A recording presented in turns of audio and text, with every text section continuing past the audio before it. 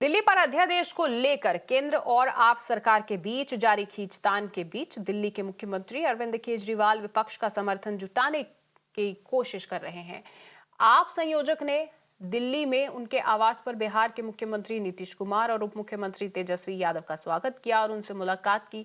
दोनों मुख्यमंत्रियों ने एक अध्यादेश लाने के केंद्र के फैसले की निंदा की, जिसने अधिकारियों की पोस्टिंग पर फैसला करने के लिए दिल्ली एलजी को शक्ति वापस दी है।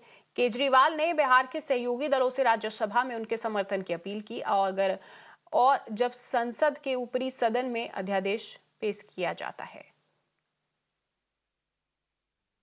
नीतीश जी आज आए थे और उनसे काफ़ी डिटेल में चर्चा हुई। उन्होंने पूरी तरह से समर्थन जाहिर किया कि ये वो हमारे साथ हैं, दिल्ली के लोगों के साथ हैं और दिल्ली के साथ जो अन्याय किया है केंद्र सरकार ने, उन्होंने कहा कि इसका मिलके लड़ेंगे। और मैंने उनसे निवेदन किया, अभी वो पूरे देश के अंदर विपक्ष को एकत्रित करने में जुड़े हुए हैं। मैंने उनसे निवेदन किया कि अगर सारा विपक्ष इकट्ठा हो जाता है, नॉन बीजेपी सारी पार्टियां इकट्ठी हो जाती हैं, तो एक तरह से राज्यसभा के अंदर अगर ये इसको बिल के रूप में लेके आते हैं तो इसको बिल के रूप में हराया जा सकता है राज्यसभा के अंदर। और अगर राज्यसभा के अंदर ये बिल हार गया तो ये एक तरह से 2024 का सेमीफाइनल होगा। जो सुप्रीम कोर्ट का फैसला हुआ बहुत अच्छा लगा और हम लोग तो देखते ही रहे। अब उसके बाद जो कुछ भी करने की कोशिश हो रही है केंद्र सरकार के द्वारा, ये तो एक विचित्र बात है। अब आप जरा संविधान को देख लीजिए, क्या अधिकार है। जब गवर्नमेंट बनाई जाती है, इलेक्टेड सरकार बनती है, तो उनको जो अधिकार दिया गया है उसको कैसे आप हटा सकते हैं? ऐसा तो कुछ नहीं है। लेकिन अब किस तरह से हो रहा है, इसलिए तो हम लोग कह रहे हैं कि सारे देश में सब लोग एकजुट हों, ताकि ये लोग संविधान का भी और किसी भी चीज़ का अपने ढंग से जो इधर से उधर कर रहे हैं और किस तरह का माहौल बन रहा है।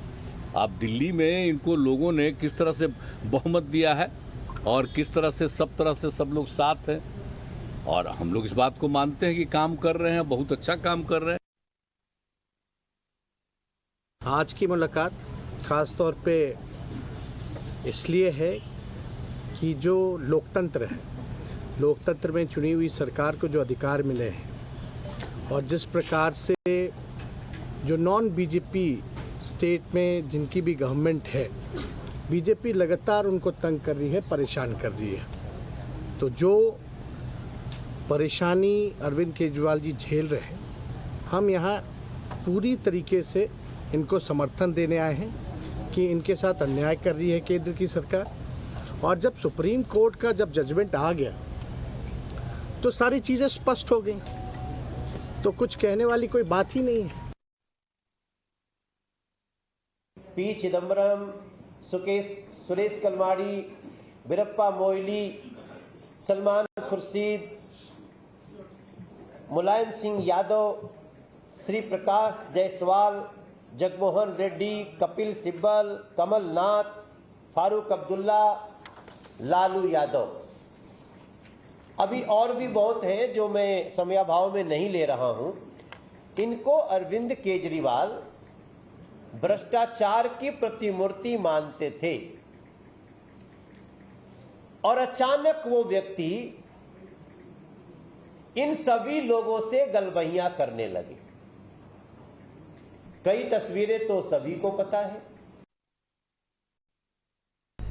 Today, Chief Minister Arvind Kejriwal took a dig at the Prime Minister over the recently brought in ordinance by the central government by retweeting one of his old tweets. Now, yesterday, Chief Minister Arvind Kejriwal had urged all the political parties to not let this ordinance pass in the Rajya Sabha. And today, we saw Chief Minister, in fact, meeting the Bihar Chief Minister Nitish Kumar and the Deputy Chief Minister of Bihar Tejasvi Yadav, where the National Capital Civil Services Board was one of the highlights highlights of the meeting. Now, after meeting them, he in fact again emphasized that if all the opposition parties come together, then this very ordinance, if the centre tries to bring it as a bill in Rajya Sabha, it can be defeated. Now, for the same purpose, he has a series of meetings lined up with the other opposition party leaders. Now, on May 23rd, Chief Minister Arvind Kejriwal is expected to meet the Bengal Chief Minister Mamata Banerjee, and in fact this very meeting is going to take place in Kolkata. Now, apart from that, Chief Minister will also be meeting the Shiv Sena Chief Uddhav Thackeray on May 24th and Sharad Pawar on May 25th.